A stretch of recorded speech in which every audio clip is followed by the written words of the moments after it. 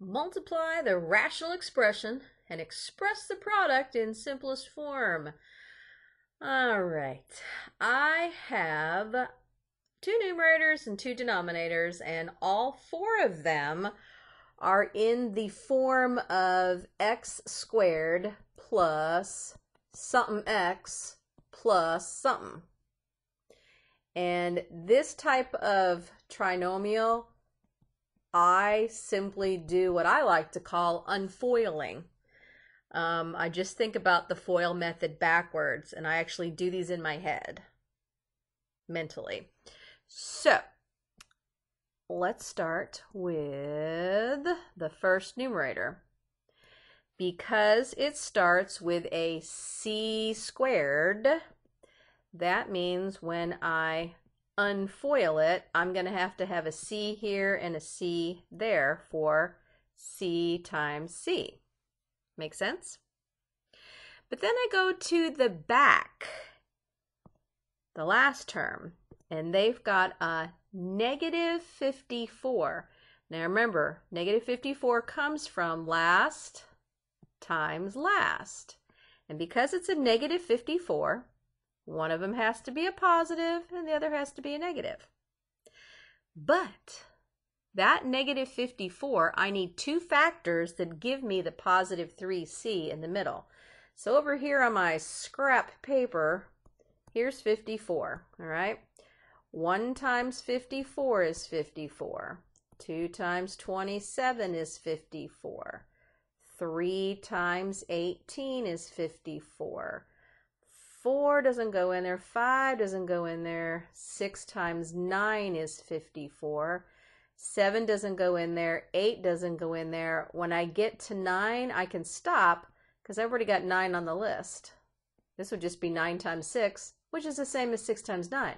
So I have found my entire list. Now keep in mind, this 54 was a negative 54, which means one of these factors has to be positive and the other one has to be negative, but it has to add up to a positive 3c. That's going to be the 6 and the 9. I would need a negative 6 and a positive 9. So since I put the plus sign right here, I'm going to put my 9, and I've already put the minus sign here, so I'll put my 6.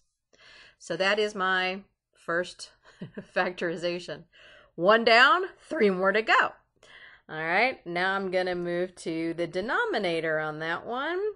And again, the first term is a c squared. Actually, you know what? They all start with c squared. So, you know, I don't know why I used yellow. I should just use blue on all of them. They're all c squareds. Boop. C squared, c squared, c squared. So every one of these is going to be a c times a c. C times a c. C times a c. All of them. Boop, boop, boop, boop.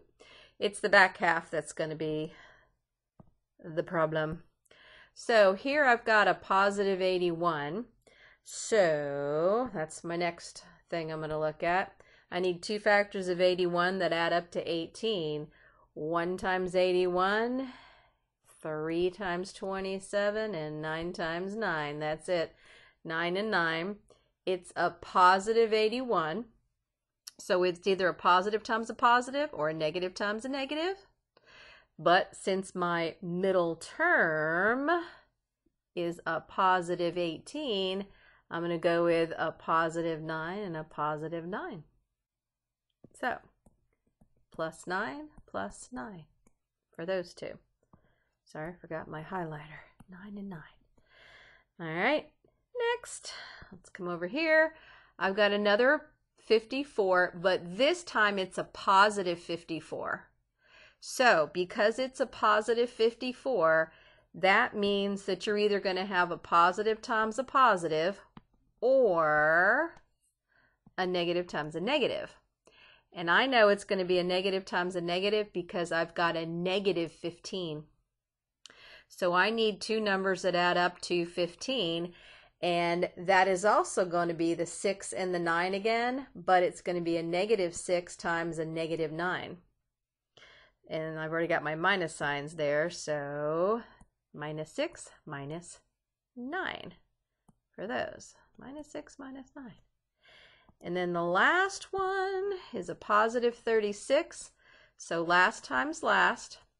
My two numbers have to multiply to give me 36. So 1 times 36, 2 times 18, 3 times 12, 4 times 9, and 6 times 6. I am looking for the pair that adds up to a negative 12. That's going to be 6 and 6, negative 6 and negative 6. Remember, it was a positive 36, right? I got a positive 36 here. So it's either positive times positive or negative times negative. And because it's a negative 12, I need 2 negative 6s. Now, everything is factored out. So, I'm ready to cross cancel at will. And you can either cross cancel or top and bottom cancel. You can cancel any numerator with any denominator. All right, it doesn't have to be on the diagonal because you're in fraction land, and the rule is whatever you divide out of the numerator, you have to divide out of the denominator. But since it's multiplied, you can do it with any numerator or any denominator. Let me see, what color should I go with? How about the yellow? Okay, so I'm going to take, I've got a C plus 9 right over top of C plus 9. I'm just going to knock those out. And then over here, I've got a C minus 6 right over top of a C minus 6. Those cancel out. Technically, they're becoming 1s. Anything over itself becomes a 1. And then I have also, I've got this C minus 6 here, which will cancel this C minus 6. That's a 1 and a 1. But then I'm left with a C minus 9 on top and a C plus 9 on the bottom, and you cannot cancel them. You're left with the C minus 9 over the C plus 9. You cannot cancel those. It's a complete binomial. I can only cancel a C minus 9 with another C minus 9. That's my answer. Now, when I go back to Mobius, it says enclose numerators and denominators in parentheses, for example, like that.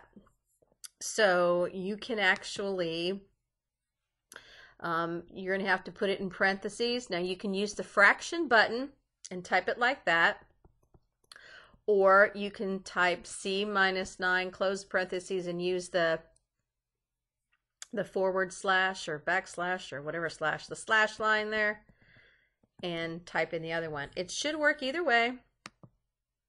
Since they're giving me this option here, I really like things to look proper, so I would probably go with the fraction thingy and go C, oh crap, was it plus or minus? What was on top?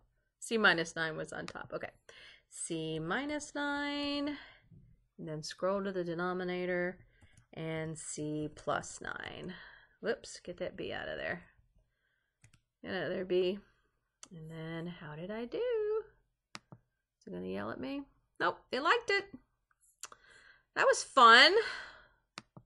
There you go. Have fun with yours.